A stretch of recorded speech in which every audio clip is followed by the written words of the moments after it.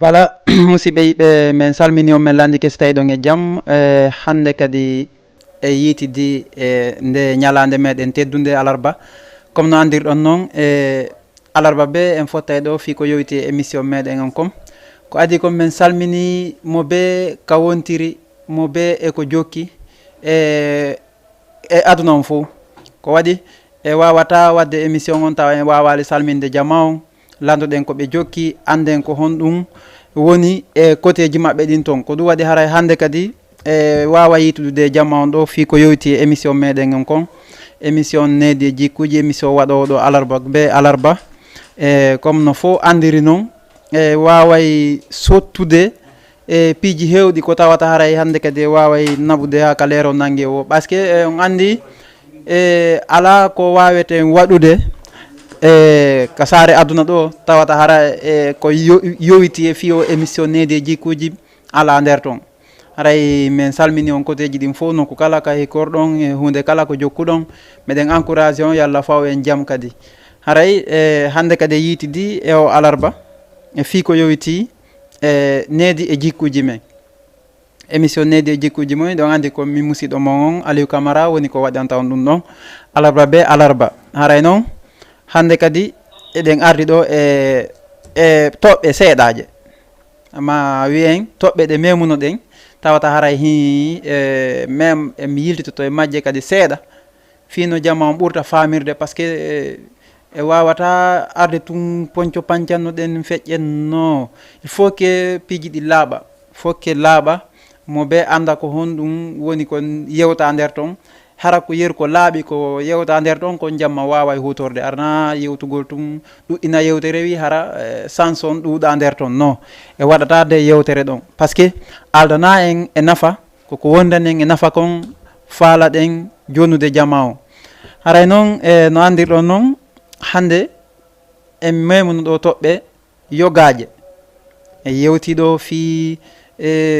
surtout yondere hande ɗon andi yewtiɗo ko yowti piiji buy tawata haray iɗen duwa ɗoftagol mawɓe men ɓen koɓe holli e wo waɗen e yeru ko wawɗen kon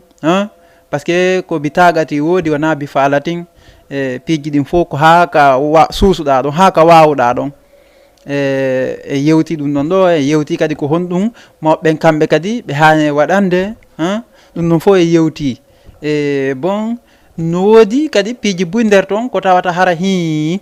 hiɗen acci ko honɗum woni ɗin piiji gila ka ara num hiɗen acci piiho heewi koy la première des choses d' abord koko wiyete wondigal kon wondigal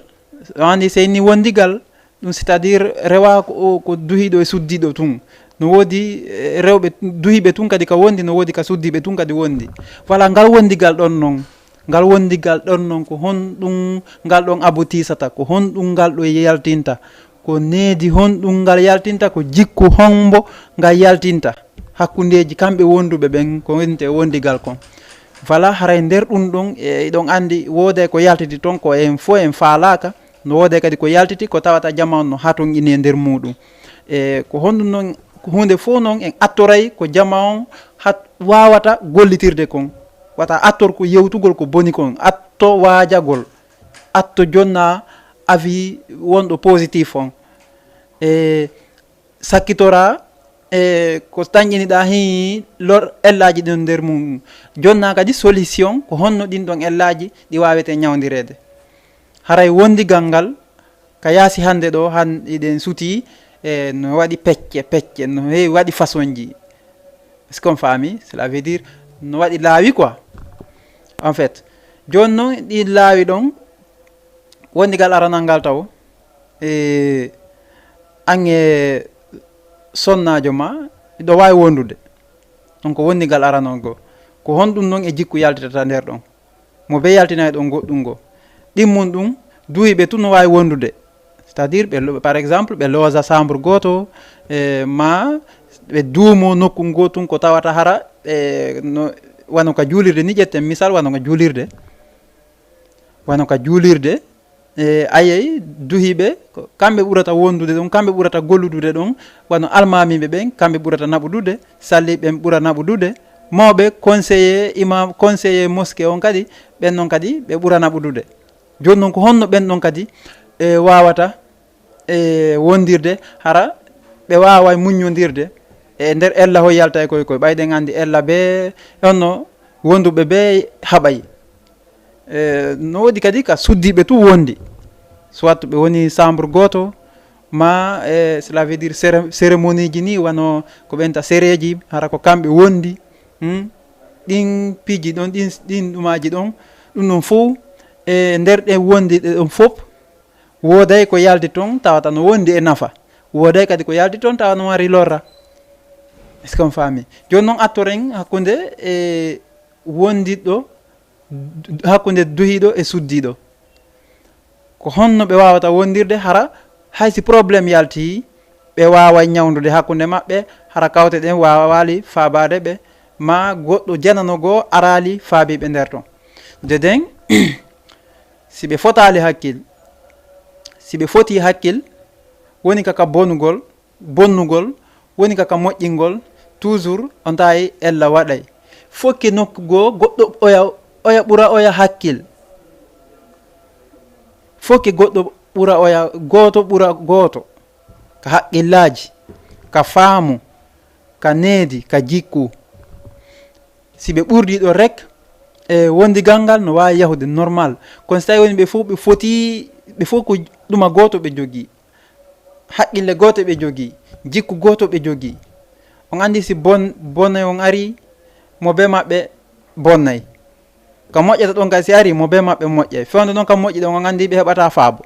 ɗon haray way tout est ok tout est positif mais fewde noon ka probléme o waɗi ɗon on andi hay kawtal ngal wawata ñawnude par ce que ko jikku goto ɓe jogui ko jikku goto ɓe jogui il faut que haray on tuma ko janamɓe ɓen arta ñawda hakkude maɓɓe. Est ce que on faami? Joni ko ɗum ɗon noon woni ko faalaɗe wiide haray sa yi tun ɗi yimɓe ɗiɗo wondi hakkude aden e ɓeygu mum par exemple ɓe wondi ko juuti andu haray ko haqqillaji ɗin ɓurdi ko faamu on ɓurdi ko jikku on woni ko ɓurdi si hina ɗum juutata par ce que moƴƴi hande janggo boni moƴƴi hande janggo boni si jokkiri noon moƴƴere nden fotay e ko boni kon joni noon ɗum ko moƴƴere nde yeggitete mais on tuma koko boni kon haalte on tuma ko nante mo be mi ronki on tuma ko ɗum hikkata ɗon divorce ko divorce est ce que noon haray nafano ɗon haray ko lorraari kon noon addi on divorce ɗon voilà c'est une question pour que ɗum ɗon accu ko laawi honɗi duwa rewede ɗon kadi en arta e mum joni inchallah ko ɗum waɗi haray ɗum ɗon se yewtude wano wondigal ngal mo be no duwa andude côté mum on jippina hoore mum cela veut dire woni ko duyiɗo mba woni ko suddiɗo mba tippina hoore mum est ce que on faami tippina hoore mum mo be artira hoore mum inna way si Allah jaaɓi probléme iwrata e muɗum si oɗa fuɗɗike sattinde an hoyna oɗa kadi wa kaza mais si continue yaari noon wala e probléme heɓotako mais si mo be ƴaggi holli kañum way ko kañum ɓuuri marde jikku bonɗo kañum ɓuuri marde c'est à dire ananayi ɓeyna o hiɗa bondi needi kono mi hollete lam ɓuruma bonde needi andi nde yewtere ɗon déjà na duwande gollitirede ha na duwande ha fijirede bonnugol needi an holla way hiɗa ɓuuri mo e bonnugol needi ɗum mantortake musidɓe ɗum mantortake c'est à dire koko ukkatama e probléme tun ukka kadi e kala jokkuɗo lawol magol ukkamo e probléme quoi du coup ko ɗum ɗon no wonɗen darde so tawi woni en accintinayi la plupart e jama jokkuɓe ɗum ɗon ɓen par ce que so daari imagine rek aye ɗiɗo no haɓa ɗo oyen no way siɗa haari kandi nene ma c'est à dire yomi andu on ɗon o rokkinayi woni ka huɓɓay woni imi ɓuuri ɗañinade huɓɓay woni yiite et c'est ce qu'on doit éviter c'est ce qu'on doit éviter dans la société piiji ɗin e yiyana hoore men ko ta jaɓu goɗɗo ƴetta exemple e hoore ma sa yi misal nokkugo a yi siga ɗin probléme ji ka waɗi ɗaɓɓutu solution majji on aɗa andi probléme o waɗi hankadi ɗum ɗon lutti ko c'est à dire ko ɓenda kon si ndiyan hibbi nokkotako on faami joni noon a yi ɗum ɗo waɗi on probléme ɗo waɗi an ko haqqille maɗen ko honɗum okki cause on probléme ko honɗum woni sombo on probléme ɗon te ensuite an ko solution hombo joganiɗa on probléme ɗon voilà an ƴetta ɗum noon ko haqqille ma jogoɗa ɗum ɗon vraiment a waway andude a waway étude kisan hoorema état kadi ɓe waɗɓe ɗum nden haare ɗon ma c'est à dire ɓe waɗɓe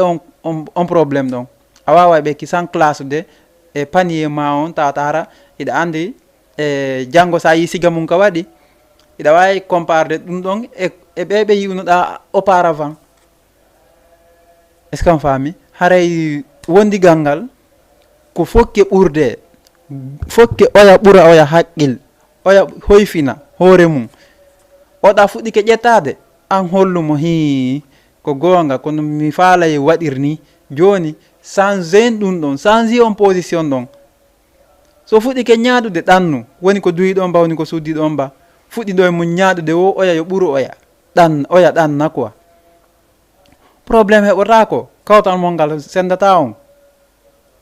ɗon ko wondigal goo ɗon on andi ko fiyo moƴƴu fokke gooto ɓura gooto ka haqqillaji ka faamu e ka jikku ka needi fokke ɗum ɗon ɓe ɓurda he si fof foti needi e andi ɓen konga ko no wide kon wondema wo si tawi woni e hiɗam boni needi mimiɗe ɓuruma ndi needi ɗon est ce que ko needi ko est ce que ɗum ɗon déjà ɗum no wiye needi mimiɗe landi ɗum ɗon borre needi kan ɗum ɗon ko ɗum ɗon c'est à dire considére ko ƴetteteɗon naɓe vraiment kaka hikkintake hay nokku kaka bononda waɗata tun vraiment ko ɗum ɗon classete est ce que on faami joni haray ɗum ɗon fof si tawi woni e mabbidiri a taway e ɗum naka société ji men hiɗe yiwde ay hande nokkeligo a yayi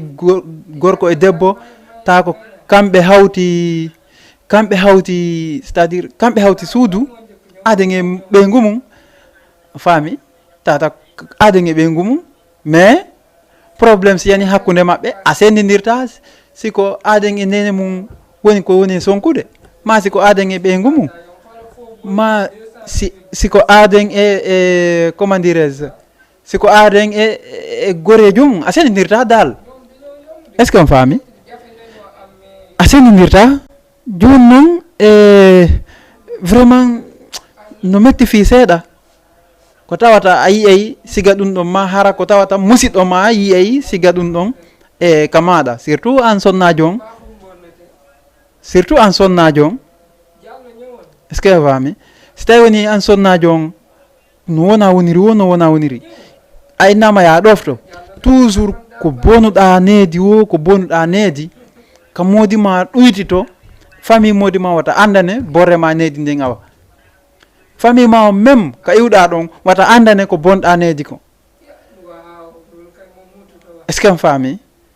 haray ɗum ɗon vraiment koko hana mawɓen koko hani wattande yilla nden toɓɓere ɗon surtout mawɓen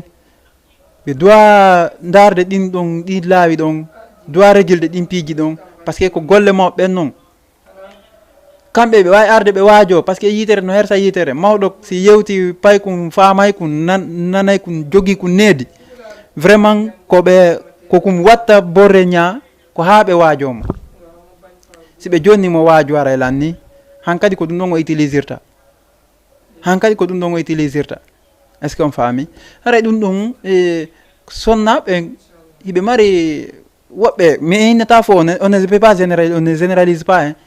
on ne généralise pas mais d'une part sonnaɓe goo vraiment ay ɓe ƴettiti modi maɓɓe ɓe considéra modi maɓɓe ha tawi ɓe heefini yahi c'est à dire ɓe yawiti modi maɓɓe hoyfini ɓe quoi sa hoyfini baba ɓiɓɓe ma vraiment ko ɓiɓɓe ɓen hoyfata du coup a yi'unomo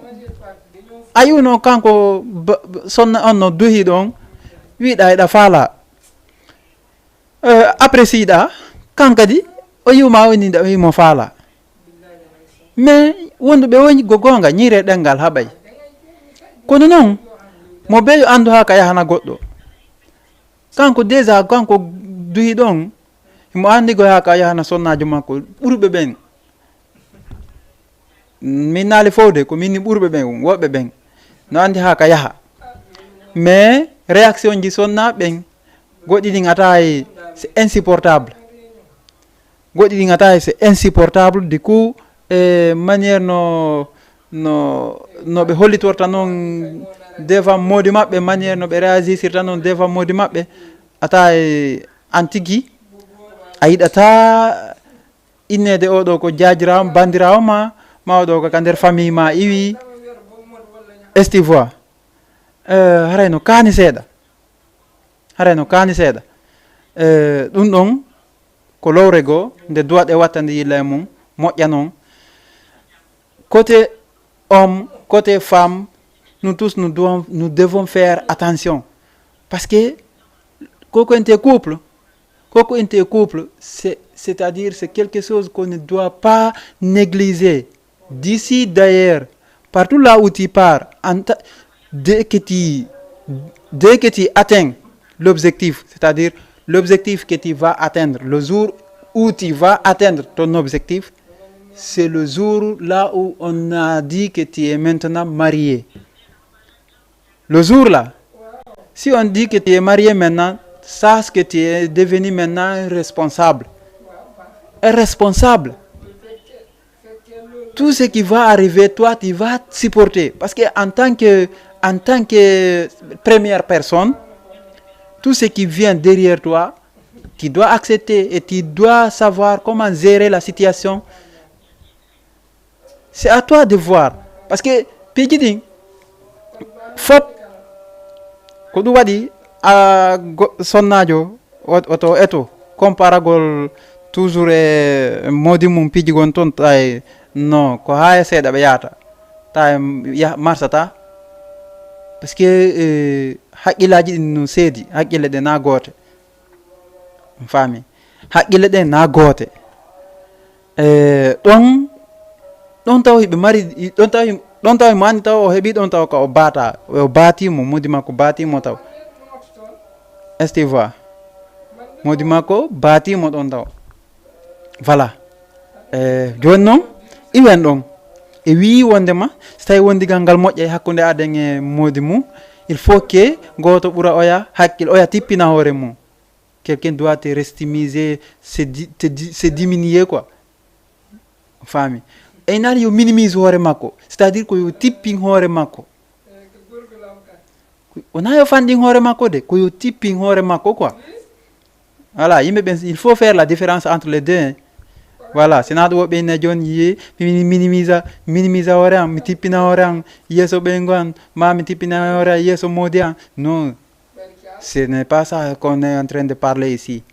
ce n'est pas de ce sens là. Le sens là où on est en train d'entrer, c'est-à-dire d'expliquer, c'est la manière dont on doit rester avec ta femme ou bien avec ton mari. C'est comment ko ɗin ɗon wonɗen yewtude fi muɗum peeji ɗin wata mo ƴettitir kañum e ɓay gorejo mum ka woni to an daga na ɗum ɗo darete dey na ɗum ɗo darete e hande un sortant d'université peut postuler sa demande et un simple c'est-à-dire un simple élève, disons comme ça, un simple élève qui n'a même pas fait le BEPC ou le bac, lui aussi il peut postuler. Mais qui va faire, c'est-à-dire quelle différence on a? Où se situe la différence entre les deux? C'est la manière d'écrire d'abord, la manière d'agir dans la demande, ou bien c'est-à-dire le comportement, disons comme ça, le comportement de l'individu. Est-ce qu'on famille ɗin ɗon ko ɗum sendidirta ɓe oɗa fi no jangi gayni oɗa no jangali gayni ɓe fof ɓe wawi postelude mais nedi ndin ɗum ɗon no wawi sendidirde ɓe toon no wawi sendidirde ɓe toon par ce que ɗon andi gonga ko wiya kon no woodi jangi fama ɗum kadi no woodi yanna ça existe aussi ça existe no metti noon haalde no metti haalde par ce que woɓɓe yiɗata nande siga ɗum ɗon jangi fama ça existe par ce que iɗa wawi hande jangude tawa hara maniére no yewtirta noon toujours haray an ko dictature yagal imposata holla way tu es devenu comme tu as étudié jusqu'à avoir ton diplôme de licence haray an andi hay fus ala ko ɓurma tu es supérieur de tout le monde haray an ɗo holli tun haray tu es déci ti ko hoore tu wonɗa eyo ko ɗum ɗon noon c'est à dire ko ɗum woni jangi fama sinon un intellectuel ne se vante pas. Il ne se vante pas, il ne se vante jamais aussi. Ayata janguɗo ayata mo manti ayata imo naɓi hoore makko ka fof c'est à dire ka sikkuɗa janguɓe ɓe yahay ɗon andi komo janga sikkata déjà goɗɗum gonu toon koko dogante komo janga mais janguɗo on no andi yer kon andi kon siko famuɗo imo andi ko yaari o partout là où il part à travers le monde il va utiliser le petit qu'il a dans sa tête fami konko jogi ɗon ko ɓuuri fandude ko jangi kon ko ɓuuri fandude kanko janguɗon ɓay tun himo jogi ɗum ɗon kaw yaari o o mantatako kaw yaari o mo andi kun ɗon on vraiment o heɓay nafa makko neɓa ma yawa ɗon ko domaine ɗimmon andi noon koko nde yewduɗo fou hakkude wondigal hakkude duwi suddi domaine ɗimmon wondigal hakkude suddi no duhiɓɓen tun wondigal hakkude duhiɓɓen tun ɗon kadi o yii hiɗe yiwde musidɓe ɗe yiwde par ce que même à la mosquée nous rencontrons des difficultés, nous rencontrons des problèmes, malentente entre les imams ou les conseillers de la mosquée ou même c'est-à-dire les muezzins. Salli bentigi. Des fois, il y a des confrontations entre eux. C'est ce qu'on doit éviter. Dans l'islam aussi, dans la religion, on ne peut pas discuter. Chacun sait mo beno andi place mongo.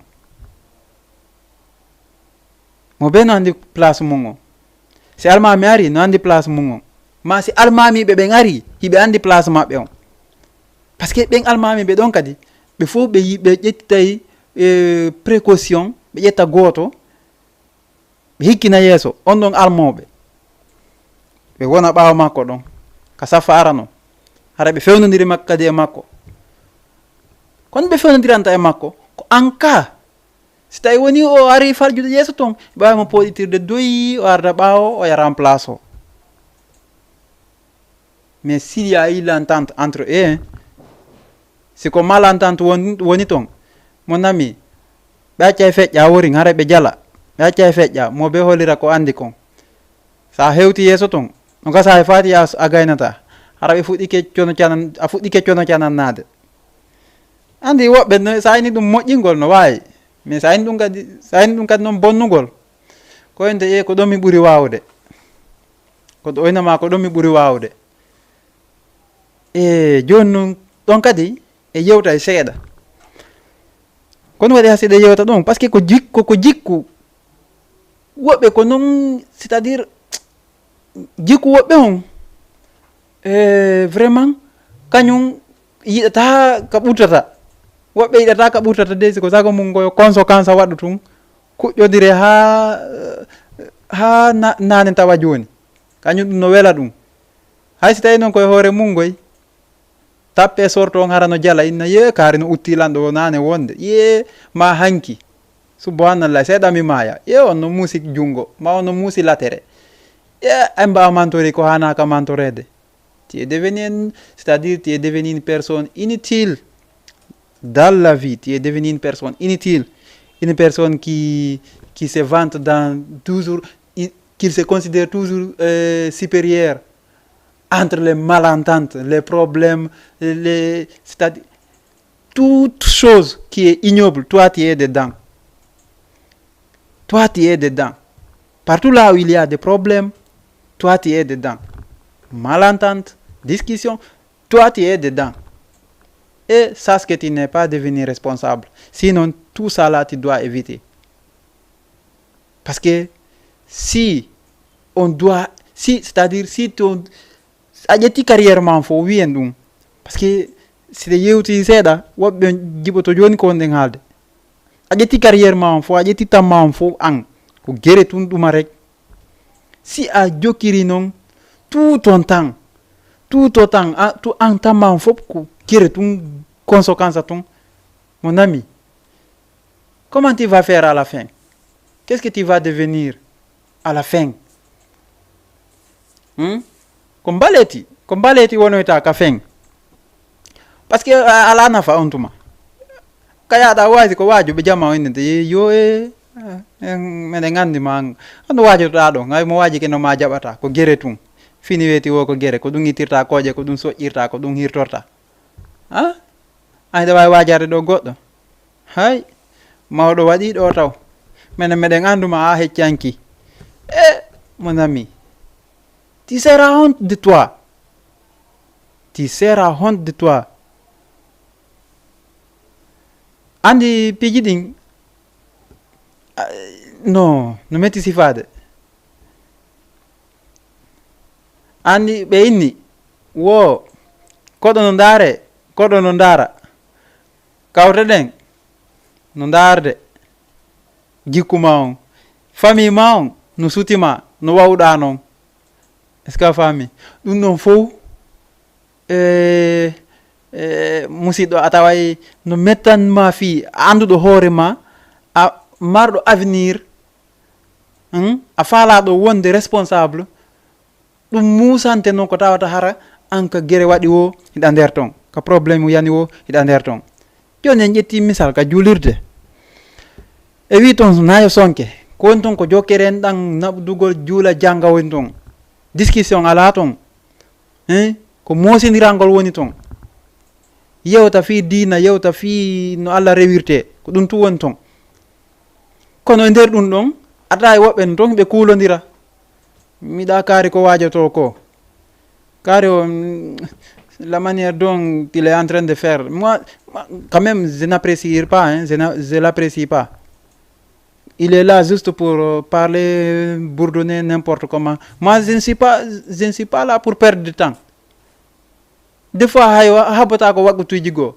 fi tungi mo monani e goddo go nder ton hara on no jonde ton conseil bay non ko Allah wadi kon awata itude ko Allah wadi kon awata itude dum non ha aduna gasa siko am considère da ko on gagnoma on mo considère da ko gagnoma on tay ko on gaynata tay ko on jonata conseil ko on Allah wadi e mum programme ji hewdi wallahi aytoto haronka ko sakitorta ko rekilugol kadi a buɓa ya hayes ton tawa non ça ne peut pas tawa marsata tu seras obligé de reculer encore.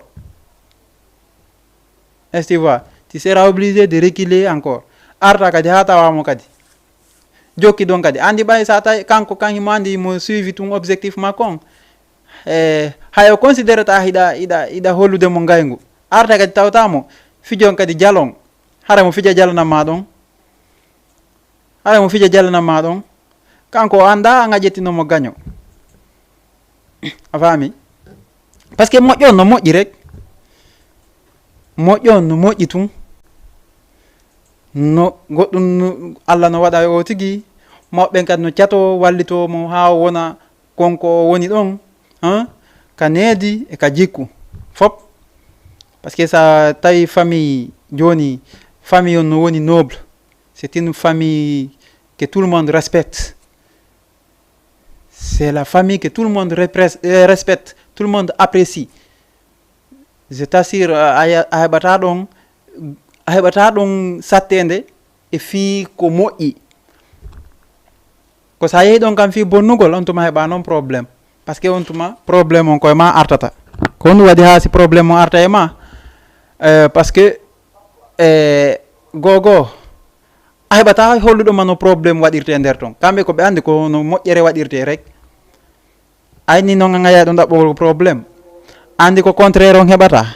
koko moƴƴi kon wawata heɓude no gasa worin ɓe wawama ɓay Allah kan ala no Allah wawira ɓe wawama ɗon e yewtereji ɗin ha ɓe ittama e ko boni kon sa déjà nisita ko waɗɗa kon ɓe heeɓi baraji te kadi an kadi a yeggitataɓe te ensuite ko on tuma andata wawi tu es malade har yiɗa nawni mais maintenant tu es guéri parce que une personne qui aime la pagaille, qui aime discuter, qui aime, c'est-à-dire qui aime faire des choses que tout le monde aime dans la vie, sache que cette personne-là est malade. Cette personne est malade, totalement malade. Et Dieu non, mais ñawndama ɗon parce que ko onno ko ñawdigu non go kadi ko ñawdigu feere wo non kadi que vous voulez dire quoi est-ce qu'on famille ɗum non sa daari ɗum non taw atayi vraiment a weltoto du coup surtout jeune génération on fewndo ka fewndi ɗo nde duwa janngude mawɓe men ɓen heɗe yiya probléme ji gonno yana ka famille ji ma si haajuji ɗi waɗi ni tawa ɓe ƴettuno jon ha jon contre ɓe ayinna ɓe habbotomo ka haaju makko ɗum noon fof na ko moƴƴi andi habbagol goɗɗo ka haaju makko ko hoya hulɓinmo haalan mo nana déjà si a waɗali ko jamman fof wi kon par ce que ko moƴƴi kon ko ɗum hulɓinirtamo ko boni kon est ce que on faami nda son falti ke moƴƴa ko moƴƴi kon fi yo waɗu ko moƴƴi kon andinay mo so waɗali ko woni arode hoore makko kon koko boni koko kutatamo cher ko ɗum waɗi haray wiigol goɗɗo awa bon donc jamanu jokkiri ni e affaire ji jokkere en ɗan ɗin affaire ji jokkere en ɗan ɗin e bon si a waɗali ko fof woni wadde kon par ce que ko jokkere en ɗan si a waɗali ɗum ɗo jamanu forsatama de ɓe haray ɓe jeejama ya waɗu ɓe haalanta ya waɗu kono si iwtoy ɗon a waɗali ɓe sabbade ma ka haaju ma ɓe sabbotoma ka haaju ma e haaju ma on ari ɗon ko obligatoire a waɗay sa waɗali a yiyata ton goɗɗo voilà accama ɗon 1 jour 2 jours 3 jours a tawa o réfléchisi goɗɗum pardon tawa o pensi goɗɗum o mijitike fi hoore makko tawde den ko wiya ɗon kon est ce que si aroyi noon joni haysi ko hawtaɓe makko ɓen ɓen ɓe suusta ɓadade par ce que ɓen no tawtude jokkere en ɗan on to te ɓe andi koko haalda fotta est ce que ɓe suusa e ɓadade haysi ɓe ɓadato koye hoore condition avec une permission de tout le monde ko ɗum ɓe ɓadorta est ce que on faami joni noon ɗum ɗon an tigui yiya ɗum ɗon andi a hulɓinirama ko hulɓini wayno joni noon an kadi ko ɗon ɓe heɓata feere ma fi ya wawu tawtude ɓe andi ɓe pooɗete woni mais an fewno on tuma anda sikkay ko ngaygu ma an a sikkay ko ngaygu ma ɓe añe et pourtant le sa mijitiki a taway jamman fo no jokki an kadi ko hanno jokka a tawa déjà woni feerejo en tant que une personne qui réfléchit qui pense si tu imagines bien tout le monde est là en train de faire des choses que tout le monde, des choses qu'on peut apprécier, qu'on peut, c'est-à-dire qu'on peut souder, c'est-à-dire entre nous, Des choses que tout le monde apprécie,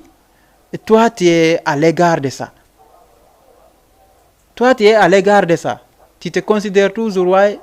je suis quand même plus âgé ou je suis supérieur que lui ou Paul ou Pierre, je ne sais quoi. Non. Mon ami, un jour viendra. Ils vont t'attaquer, ils vont te taper, ils vont te faire sonner.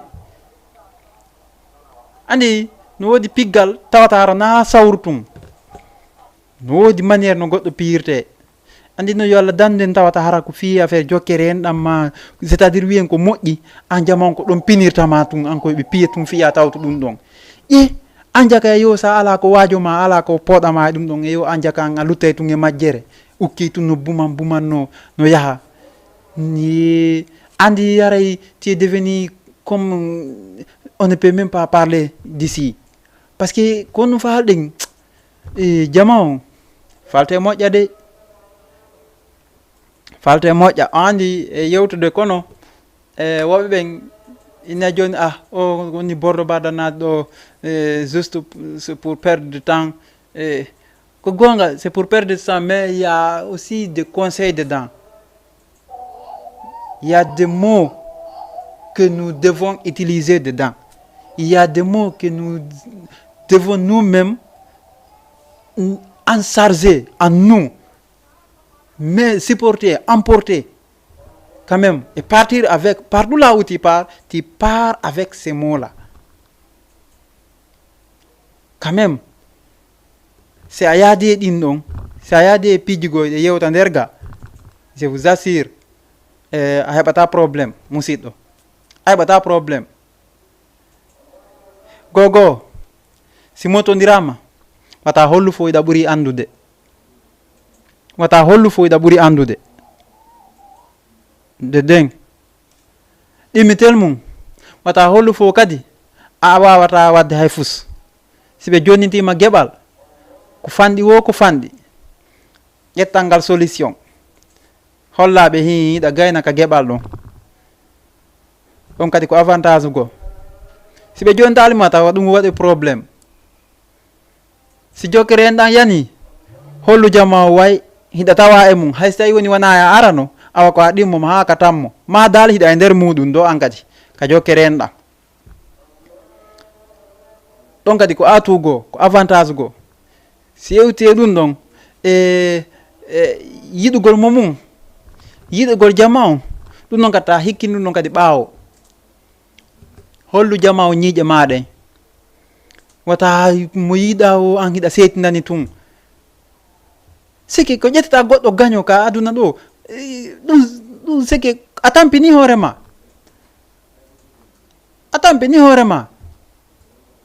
a dowa ka ƴettude goto gaño par ce que yoɓe ƴette gaño wakkilloɗa dartoɗaɓe noon dartoɗaɓe y a pas de probléme kono dartortaɓe holluɓe an hiɗa mari solution go hara na hollugolɓe an kadi visage siga ko visage mo ɓe holluma on non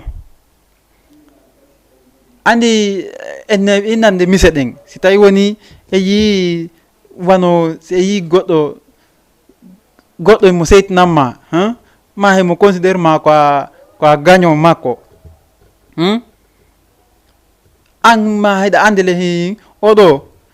o yiɗama hiɗa andile hi o yiɗama a yi situation a yi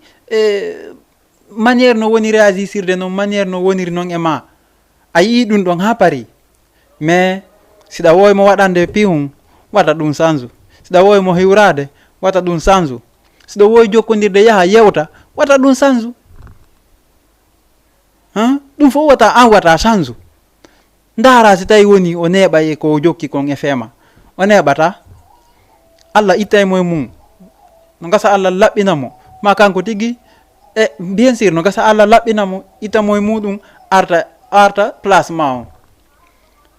ma an tigui ɓa hara Allah no sutti hi o moƴƴa e ma Allah woɗɗidirama e makko tawata hara wiyamo a waɗamo kono min wata hollum mum gaygu hollugol goɗɗo gaygu c'est une chose que quand même qui n'est pas quand même du tout que tout le monde, c'est-à-dire mi wata vidéo wonde ma ko pi hum fame moƴƴa andi añugol goɗɗo ko gonga yimɓe ɓen no anana woɓɓe nenna he kaari no añi kaari no ɗumani kaari, mais évitons ça, nous sommes dans un monde là où tout le monde actuellement se soude, se collabore, tout le monde travaille ensemble. C'est le monde là où nous sommes actuellement. Là où tout le monde collabore actuellement, ils travaillent ensemble. C'est-à-dire, ils font tout ensemble. Regardez, il y a beaucoup d'exemples que nous allons prendre. Imaginez, vous allez voir deux personnes qui vont contribuer ensemble, faire un magasin ou une boutique, ou même construire, c'est-à-dire une villa, comme ça, ou des magasins à louer. Ils donnent ça aux gens et ils travaillent là-bas. C'est-à-dire les bénéfices. Les bénéfices, c'est que les locataires là vont payer. C'est dans ça qu'ils vont encore améliorer, qu'ils vont développer une autre chose. Créer des entreprises, des projets, disons comme ça. Hein? Hey, il faut qu'on travaille ensemble. C'est ce qui est l'essentiel. Dans la vie là, surtout au niveau au monde mo wondendo. Au monde mo wondendo. Etuden d'ailleurs heben relation. Atamo won kanyum tungtara kanyum goto arata kam ala hay goto mo mari di relation. Non. Tu es foutu. Faut qu'il y ait une relation. Heɓada yimɓe ɓen gollida yimɓe ɓen yewtida e maɓɓe. Sa yewtide maɓɓe on famodiri, un jour viendra. Même si tu n'as pas l'argent aujourd'hui, mais demain, il faut penser à demain. Le jour à venir, je t'assure, si tu as des hommes, si tu as des personnes, un jour viendra, tu trouveras de l'argent. Tu auras de l'argent. Grâce à ces personnes que tu collabores, que tu travailles ensemble. Est-ce que tu vois? Nous non faut no wawi. Saïd et yota non faut ko mo be yo andu si mottondirama. Hay si tay woni ngaygu yalditay. Mais yo ngaygu yalditu hakkunde mon sa yi ko mettuma e makko ka jama acca ha onon ɗiɗo tun. Est-ce que a faami acca ha onon ɗiɗo tun après wiyamo njatigi ma kaari vraiment ɗum ɗo hande ka yimɓe to mi yiɗon ɗo waɗi ɗon goɗɗum vraiment siko sagan o waɗata wato waɗutu siga ɗum ɗon wato waɗutu siga ɗum ɗon andi koye wajodire wiya andi goto tu wata wajitade est-ce que vous voyez? Il faut que wona jama après si goto waɗi ɗon ella hay so tawi fo wawa littude ella on ɓurɓe suusude ɓe ma ɓurɓe falade yoɓe wonu ami ɓen hollumo ngaygu ko woni wadde tawata hara ɗum ɗon ko ella kon hollamo ngu ngaygu ɗon comprenez bien hollumo ngaygu ko tawata himo wadde ella ka jama ngu ngaygu ɗon tout le monde aime ça cet égoïsme là tout le monde aime ça. Prenons un exemple, dans une foule, tu fais des bêtises là-bas, tu parles de n'importe quoi, n'importe comment encore. Ton meilleur ami, il va te dire, bon, ce que tu as fait dans la foule là, il ne faut pas répéter ça. Je t'en prie, il ne faut pas répéter ça. Tu es devenu une personne modèle. Jama te dartum enen kadi joni ɓay haray gonkonde kon ko gonga mo ben ɗaɓɓude no wurira mo be no mo be wurna goɗɗo wiren noon bien sûr ɓay mo be no hoccitade kono en fof ɗen andi kadi no aduna woniri noon andi yewtereji go yewtete rek quoi fi yo jama on andu ɗin ɗon kadi no yewtede mais est ce que ko ɗi wona yewtede kon est ce que hiɗi golletirede est ce que ko ɗi yewtade ɗon est ce que exactement ko ɗi haala kon ɗum no existe est ce que ko ɗi haala kon no existe a needeji kuuji piiji hewɗi no buumi nder ton ɗi waweten faamude eɗen suti hay ka wondigal men tigi taw hakkunde duyiɗo e suddiɗo si ɓe wondi needi yaltitay ɗon jikku yaltitay ɗon on faami nene on fof ɗum ɗon fof noon c'est l'éducation d'abord l'élément clé l'élément numéro 1 c'est le noyau la source la base même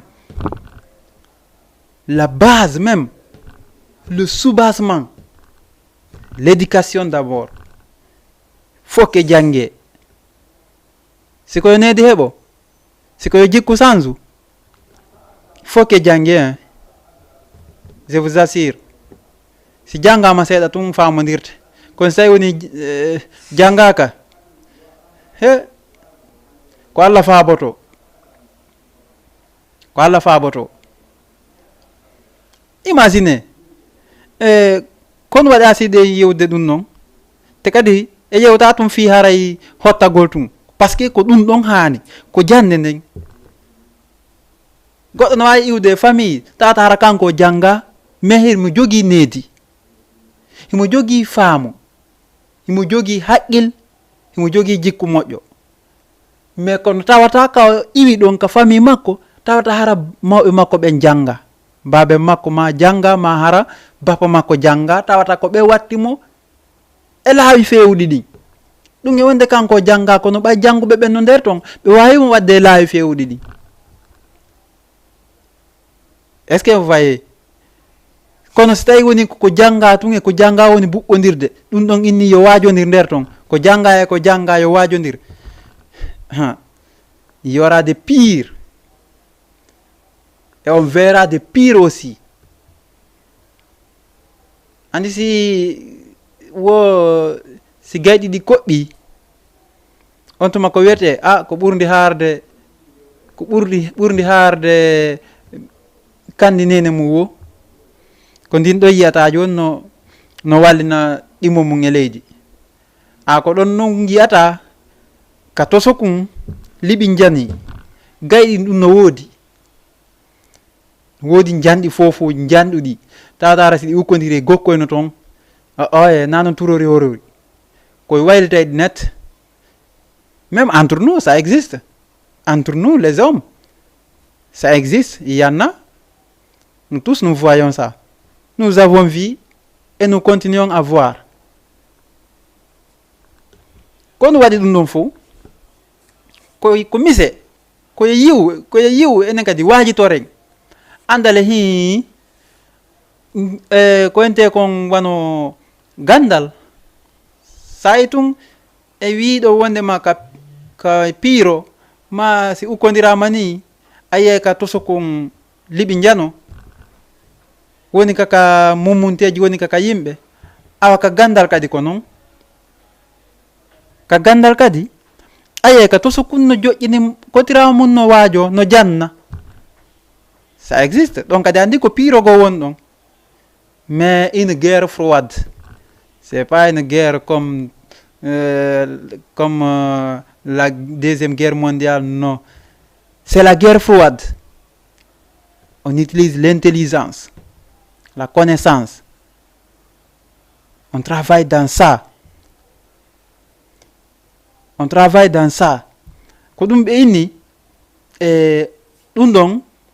ko guerre mo andanɗa hoorema mo fof yiɗi komo fof yiɗi so tawi hara ɓurɓe ɓen ko ɓuri ɗuude la majeure partie des personnes la majeure partie du monde entier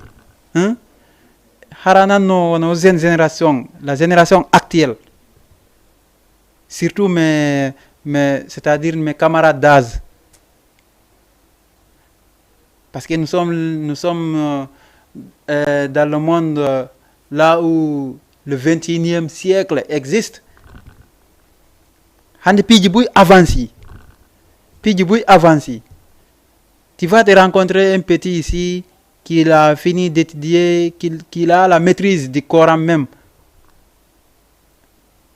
Et où on a, tu le minimises, tu lui parles de n'importe quoi. Ta kanko mo andi dum non fo, mo deji don e hore dum non. Kon wad dum, du coup o jangi go mo mari kulol ji didi e ma mo mari kulol gotol e ma ko hetti kon ko hersa. A fami parce que siko face à face ni hara ko duma ulatama ko halda o jabotoma. Sa yenni mo wa ma yo inde une fois accu, deux fois accu, trois fois o watirana ma wano mum siko hoynde. Siko piro mo engagé, mo wa no engagé na way bien sûr tu vas me battre mais quand même je vais quand même réagir. En famille mais dum no fota jara namo kanko pay kunkum o utilisera gandal makko ngal o na simi wadi dum do alla no wi wonde ma si tay woni mo to nyima ko ni e ni rewrantamo ko dum do alla dali mo to nyima ko ni e ni rewrantamo nelado ko dum do maki ka hadiseje mo to nyima ko ni e ni wadirta andi anga nyawdi hore ma don temmeje si no fudi no arde ma e fe ko wada ma halde kon toi-même tu te soignes soi-même. Est-ce que la femme non faut ita problème faut pe ma wa si woring fusu jangali ma rien absolument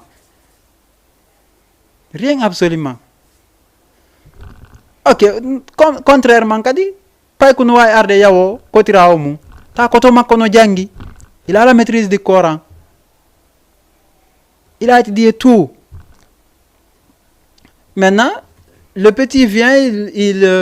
c'est-à-dire il manque de respect à son grand frère. Hala mo don piji andana vraiment ta hara e koto makko si tawno wana ganda ngal jogi ngal hakkile de jogi den o utilisiri o masimbina no miñiraw makko mais kulongol ka alla o andita dum non gogo o woni jangi Coran on o jangi o maîtrise deftere nden mo andi ko woni nder ton. O ardana pay kunkum ko sariya on wi kon ko alla dali kon e ko nelado maki kon ardana don pay kunkum o ronga kompide andi o nyawdi hore makko sa yi réaction jugo c'est so yi réaction jigo no wada hakundeji men c'est parce que de den jande nden inde manki. Je vous ai dit que c'est l'élément clé du monde. Il faut qu'on étudie. Voilà, dum non faut en hatay wana don kadi. Sonabe tun ka wondi ay don kadi problème yalti tay. Ko moji kadi yalti tay don. Si wadde ko moji wano sere duma non fo be wada ko moji wada sobiji siga non haju jokiren dan dal. Dum non si be wadde dum don vraiment à apprécier.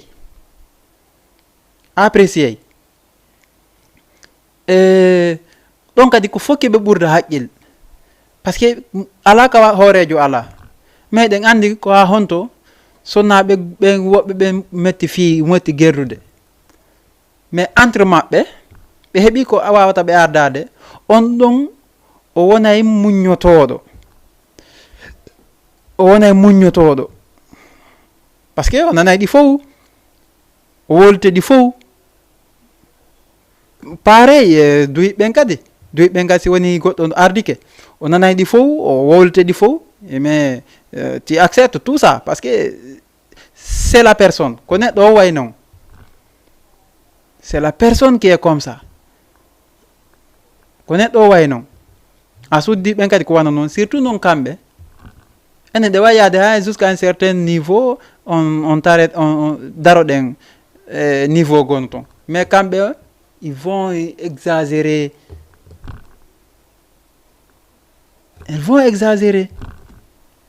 feƴƴintinay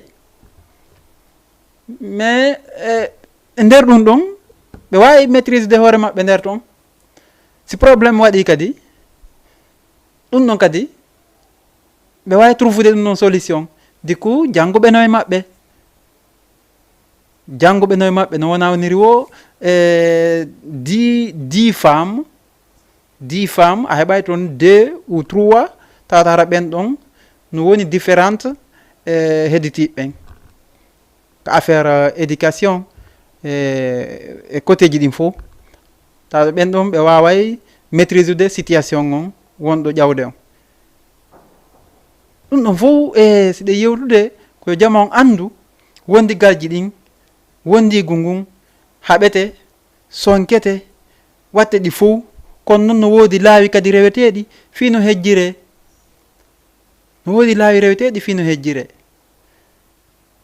maintenant sans plus tarder nous allons essayer de s'arrêter là aujourd'hui parce que on doit reprendre la même émission la semaine prochaine, Inch'Allah, même heure, même fréquence, sur notre plateau Jama TV, depuis Ouakam, Dakar. Haray, et des côtés d'info, no Guinée Conakry, surtout Mali Yemberen, précisément. Yemberen jusqu'à Sare Pandje, Duguntuni, Sigon, vraiment, des weltani befo. Angola Benkadi, ils nous ont fait signe ici qu'ils nous regardent là-bas, même ceux qui sont en France actuellement. On a un ami ici, un oncle, qui m'a dit qu'il suit des émissions, surtout notre émission Nedji Koudjime, chaque mercredi. Il s'appelle Mama Saliou Bangoura. Lui aussi, on lui félicite, on lui encourage aussi c'est-à-dire de continuer